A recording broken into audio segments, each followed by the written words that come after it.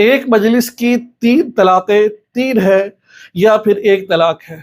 اس کے بارے میں تمام صحابہ کرام کا اور ائمہ کرام کا کیا موقف ہے؟ اس کے بارے میں حضرت حسن بن علی رضی اللہ عنہ نے کیا ارشاد فرمایا؟ اس کے بارے میں آپ صلی اللہ علیہ وسلم نے کیا کہا؟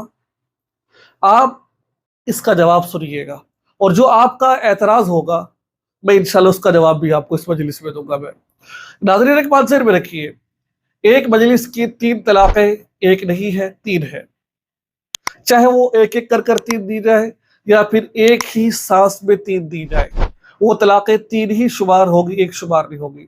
امام مالک کا یہ موقف ہے، امام احمد بن حنبل کا یہ موقف ہے، غالباً امام شافعی کا، امام ابو حنیفہ رحمۃ اللہ علیہ کا یہ موقف ہے، اور صحابہ کرام کا بھی یہ موقف ہے، اور تمام جتنے بھی یہ گزر چکے ہیں تمام کا یہ موقف ہے۔ یہ آج کا اسی صدی کے اندر لوگوں نے اعتراض کیا ہے۔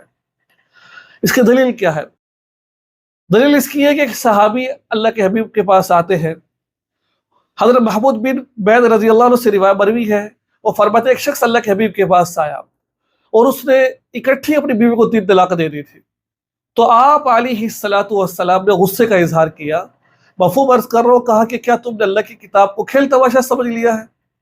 غصے کا اظہار کیا۔ اللہ کے نبی کو بہت کم غصہ آتا تھا، لیکن جب اس نے اکٹھی 3 طلاق دی تو غصے کا اظہار کیا۔ اگر 3 طلاقیں 3 ہوتی، 3 تھی تو اللہ کے نبی نے غصے کا اظہار کیا نا، اگر 1 ہوتی تو اللہ کے نبی یہ بھی کہہ سکتے تھے کہ بھائی ابھی 2 اختیار باقی ہے۔ اللہ کے حبیب نے ایسا نہیں کہا، بلکہ کیا کہا کہ کھیل تماشا سمجھ رکھا ہے، اس کا مطلب ہے 3 طلاقیں 3 ہی ہے۔ آپ کے اعتراض کا جواب آپ کو آخر ویڈیو میں ملے گا۔ اچھا جی، اب آگے چلتے ہیں۔ حضرت حسن بن علی رضی اللہ تعالیٰ عنہما، انہوں نے اپنی بیوی کو ایک ساتھ 3 طلاق دینے کے بعد فرمایا تھا، اگر میں نے اپنے نانا سے یہ نہ سنا ہوتا کہ جس شخص نے اپنی بیوی کو اکٹھی 3 طلاق دی ہو یا 3 طہروں میں 3 طلاق دی ہو تو وہ عورت اس کے لیے حلال نہیں ہوگی یہاں تک کہ دوسرے شوہر سے شادی کر لے، تو میں اس سے رجوع کر لیتا۔ اب حلالے کی بات آئی تو دیکھیے، حضرت حسن بن علی رضی اللہ عنہ ارشاد فرما رہے ہیں، میری بات تو ہے نہیں ہے، ٹھیک ہے؟ اب حلالے کے بارے میں دیکھیے کیا ارشاد فرمایا۔ اب حضرت عمر رضی اللہ کے زمانے مبارک کے اندر یہ بات تھی کہ روایت ملتی ہے کہ 3 طلاقوں کو 1 شمار کیا گیا۔ اب اس کا مطلب یہ تھا کہ آپ صلی اللہ علیہ وسلم کے زمانے مبارک کے اندر 3 طلاقوں کو 1 شمار، 3 طلاقوں کو 1 شمار کب کیا گیا، اس کی بات بھی سمجھ لیجیے آپ۔ وہ اس وقت وہ دور وہ والا تھا جب لوگ امانت دار تھے، دیانتدار تھے، اچھے لوگ تھے۔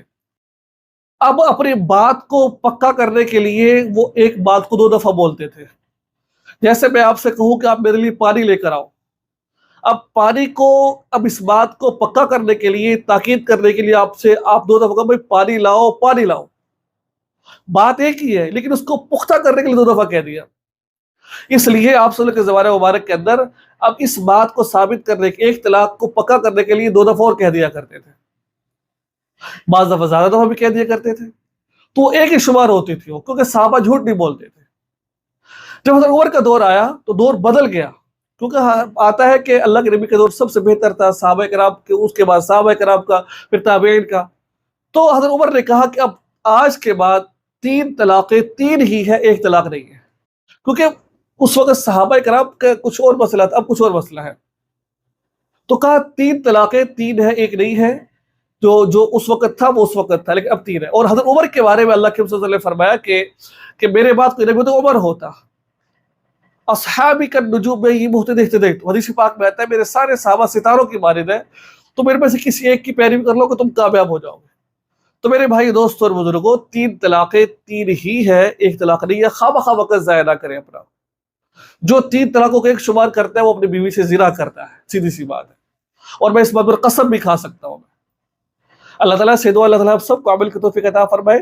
کسی قسم کا مسئلہ واٹس ایپ پر رابطہ کر سکتے ہیں، دعا میں یاد رکھیے گا۔ السلام علیکم ورحمۃ اللہ وبرکاتہ۔